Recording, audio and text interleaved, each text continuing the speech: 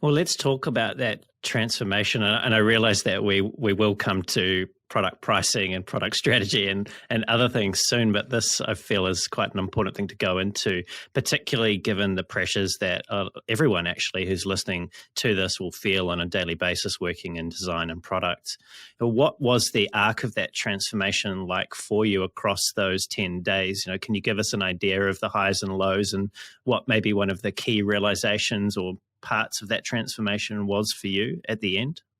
So what happens is when you enter these retreats, part of the silence, the code of silence that you adopt is there's external chatter around the world that is constantly bombarding you, whether that's pings, rings, and dings on your cell phone or work obligations or other people needing things from you. So you go into this environment to quiet that noise, and then you want to make sure that environment is still. What you find when you enter that space, though, is that you've got a lot of other chatter going on up inside your head.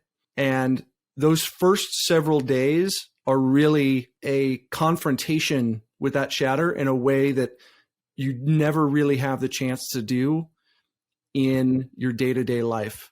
And so what you see is over those course of those few days is a slow progression to a mental silence. And really that's the first stage.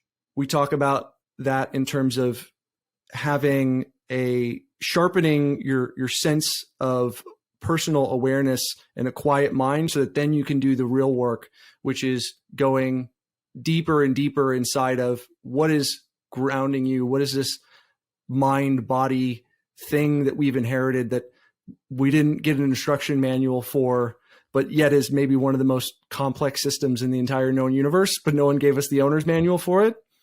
And not in a Western Freudian psychotherapy way where you're, now I'm going to deal with trauma A, B, and C from my childhood. Those memories may arise, but it's much more getting in tune with what the Buddhists call this ping-ponging your mind is constantly doing between aversion and craving, moving away from bad stimulus and craving good experience.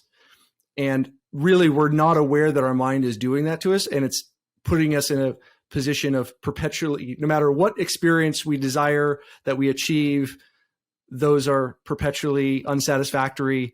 And so we end up on this hamster wheel. And so really getting a sense of, okay, now that we are in this space, can we fully embrace what's going on and this machinery that's working behind the scenes so that when we go back into normal life, to tie it back to the life of a product manager or designer, there's always this go, go, go mentality. We have to ship this feature. We have to finish this sprint. We have to achieve this milestone.